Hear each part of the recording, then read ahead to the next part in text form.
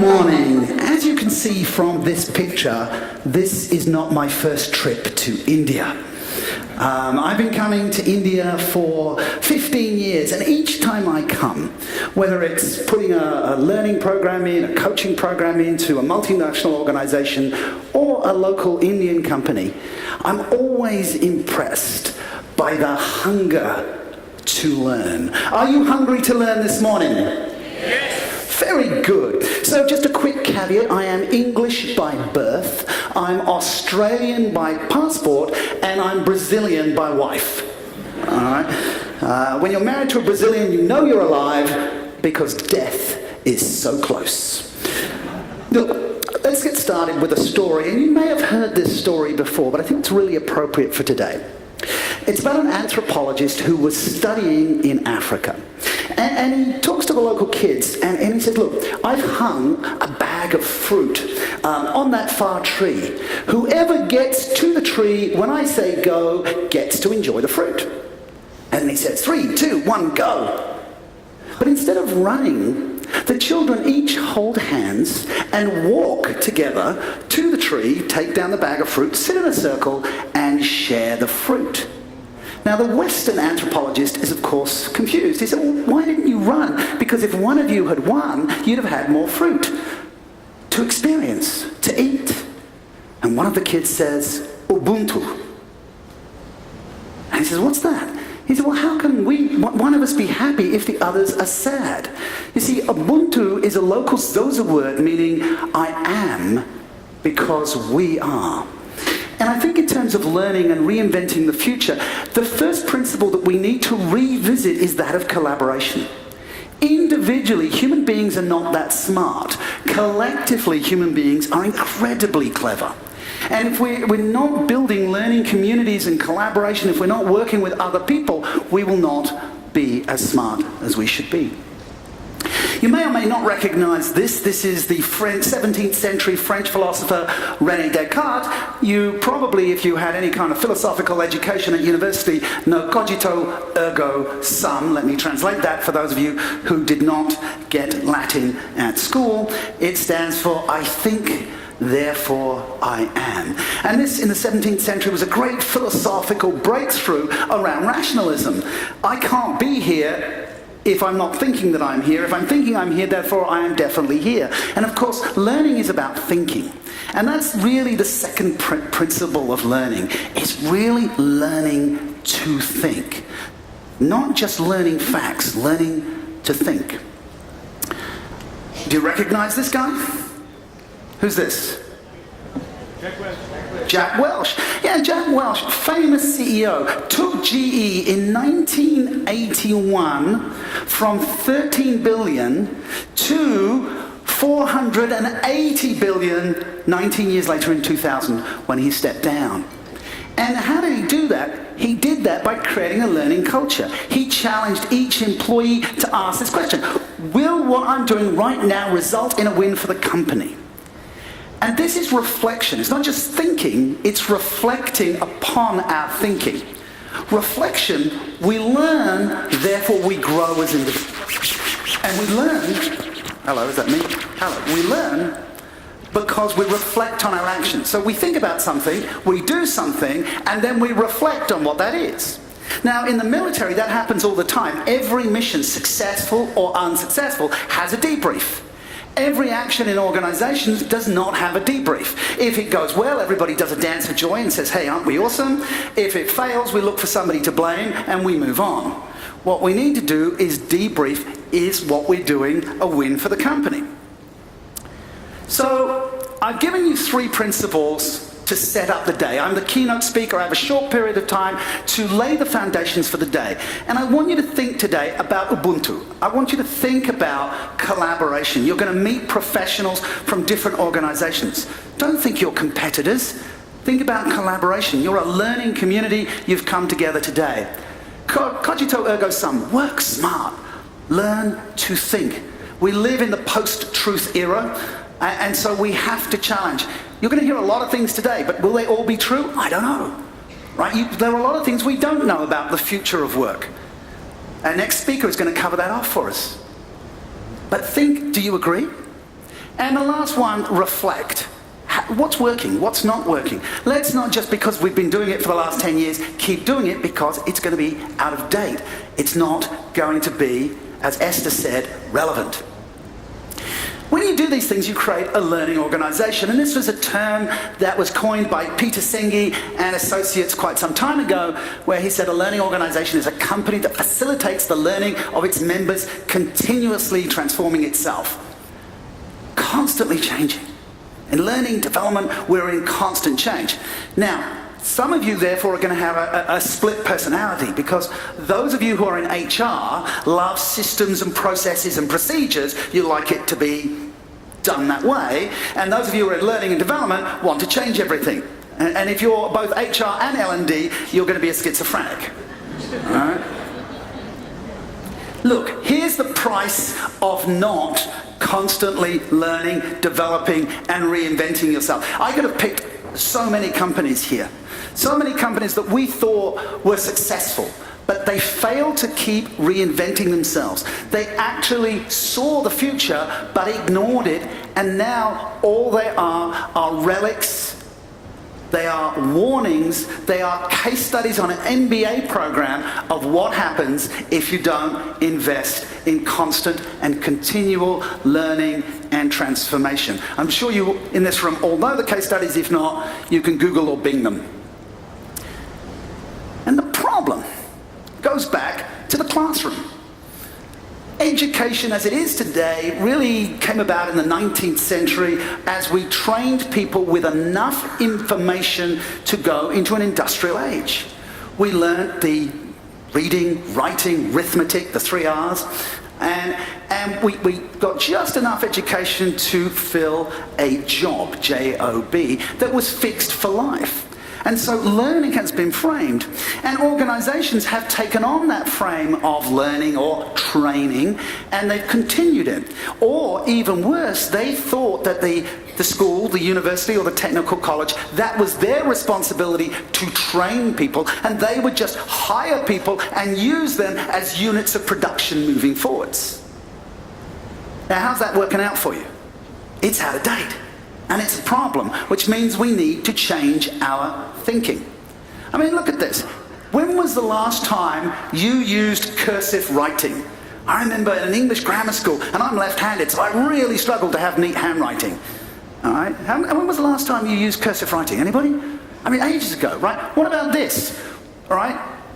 Anybody remember coding in DOS? I mean, I am so old that when I did computer science at grammar school, we wrote BASIC on sheets of A4 paper, which were then sent off to Sussex University, turned into punch cards, and then the next week we got a printout which said error on line 76. Right? So we as naughty schoolboys realized that if we created an infinite loop, we got a bigger stack of paper the next week, and that was the competition. Things are changing. We're not even using the skills that we had at school. My first degree is in physiotherapy. I have a postgraduate in traditional Chinese medicine. I don't use either, so don't come to me for a massage at the end. Learning is seen as something employees do in their own time, or there is a small budget allocated to training. That's a huge, huge problem. Firstly, it's my belief that you train dogs, you develop people. And I get called a trainer. I mean, if I do a facilitation for a client, they'll say, oh yeah, it's a training. And I understand that that word is used, and many of you are heads of training. I met 2 or 3 people today. I'm the head of training. Woof, right? Because, yeah, look, you can train somebody to use a piece of software, but do you train somebody to think? Do you train somebody in leadership? Absolutely not. That's not the way it works. You don't train them, you develop them. And you need to shift the ownership to the whole organization in terms of the way we learn and we see learn. 2019, this year, a LinkedIn study showed that 94% of employees say they would stay at a company longer for this reason. Hint, it's not money. And the answer we all know is the opportunity to learn. 94%. And this, in terms of millennials, this is their number one reason for staying. About a quarter of millennials said the reason we stay in our current company, that's millennials and Gen Z these days, the reason we stay in our company is because there's a learning opportunity. 27% said the reason we left the company is because we didn't learn. We didn't learn anything, so why stay? So learning makes business sense. So why don't we invest in it? Why is there always a limited budget for developing, for learning, and if we still use the old term, training? Quick show of hands, who here struggles to get enough budget for your learning and development needs? Okay, so I'm speaking to the converted, right? I'm preaching to the choir. So how do we change that, right? This young lady here is a market and business development manager. It's a real photo, but I'm not using her name or her company because she said, please don't, because I might get fired if you speak about this, but please do. Now, I was giving a leadership lecture at Singapore Management University, and I mentioned that I do a whole bunch of things around women in leadership. And so she said, would you come to my organization and talk to the women in my organization about how they can step up into a leadership position? I said, absolutely. And then we got to the hard bit, which of course was budget. And she had to go to department after department on her hands and knees and beg. It took her 9 months, and I gave her a huge discount because I'm absolutely passionate, but I've got 3 kids at private school in Singapore, and so I still need to get paid, right? But she begged and begged and begged. Now, apart from the fact that having more women in leaders in an organization increases productivity, right? There is study after study after study that says having more senior leaders is profitable. Why is there no investment? What should the percentage of a company's investment in learning be? Should it be 1% of gross? 5%? 10%? What if it was the same budget as marketing? What would be different in your company? Do you know what your marketing budget is as part of? Probably 20 to 25%. Depends on your organization. What if you had that for learning? How would that transform your organization? See, learning equals winning. Not impressed by my slide? Am I in Sri Lanka, not India? Or worse still, Pakistan? Okay, no, this is your team. Look, I'm English by birth, so, in the recent Rugby World Cup, I was super charged for England. And did anybody see England beat the All Blacks in the semi-final? No, you don't follow rugby. They had a great mindset. Of course, they were burnt out after that, and they lost. So I speak around the world on various stages, and I talk about 2 things. I talk about self-leadership and culture. And I've written 2 books on the topic of self-leadership. The first one I collaborated with a woman leader, Dr. Anna Kazan, and that was published in 2012, and they use that on MBA programs around the world. This is my get back at having done an MBA, is now I have, other MBA students have to read my book. But then my marketing department said, yeah, it's a great book, but nobody reads anymore. Can you write it in under an hour? Actually, Gotham, have you got a copy of one of the little books? Thank you. So this book is just this is Gautam Ganglani. Give him a round of applause for handing that. Thank you. Gautam is from Right Selection, who is my speakers bureau, and they booked me around the world. Who wants this? Don't put your hand up. There you go. Do it. There you go. You see, it's action that makes the difference. Give this young man a round of applause. Now, so Right Selection, it will be at the Embassy Books stand, and so will I at the break if you want to find out about how to get a copy of that. But if you look up self-leadership in Google, you get my definition. And that is the practice of intentionally influencing your thinking, feeling, and actions to achieve your objectives. So it's about influencing our thinking, feeling, and actions towards our objectives. Self-leadership, right?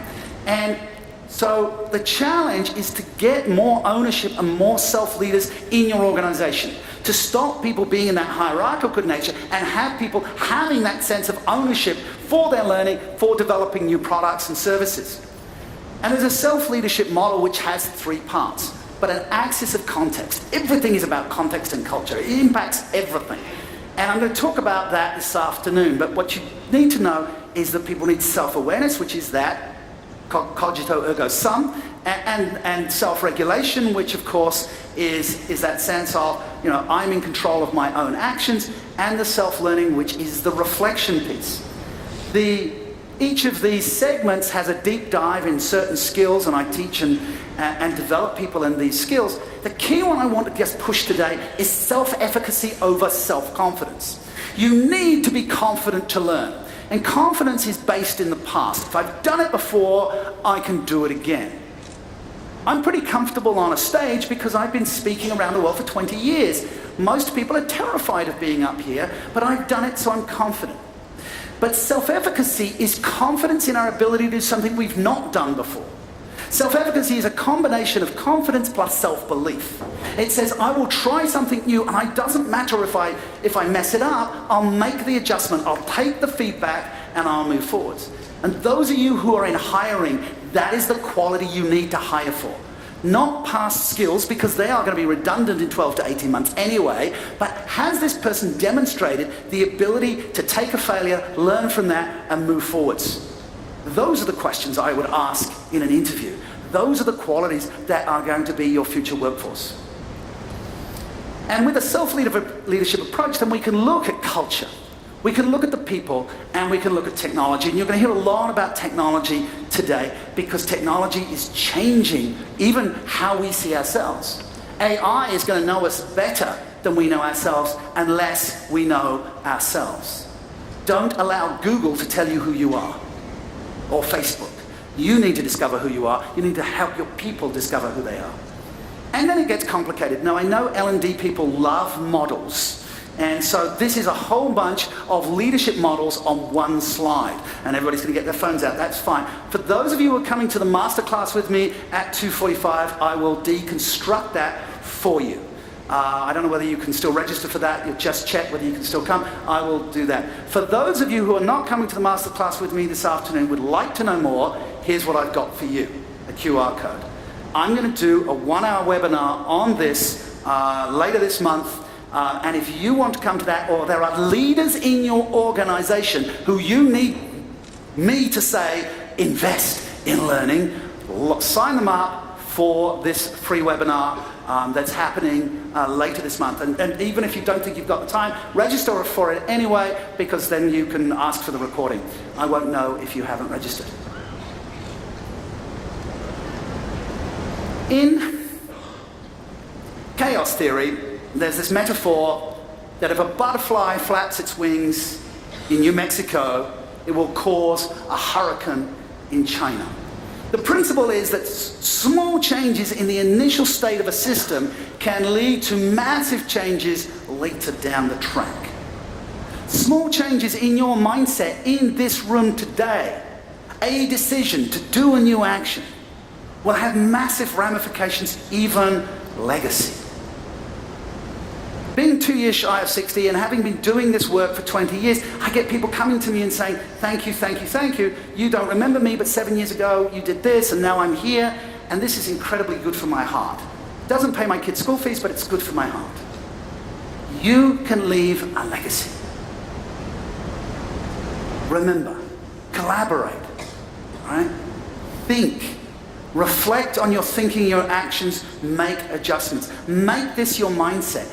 Do not think fixed, I know everything. And if your leaders aren't demonstrating everyday learning, if they aren't learning something new, we have a problem. I congratulate each and every one of you for being here today, because you've made the commitment to learn. Margaret Mead, an American anthropologist in the 60s and 70s, said this: never doubt that a small group of thoughtful, committed citizens can change the world. Indeed, it's the only thing that ever has. Each of you has a huge responsibility for the people in your organizations to help them to learn and to be relevant for the coming transformation in the workplace. Are you up for the task? Well then, thank you very much. My job is done.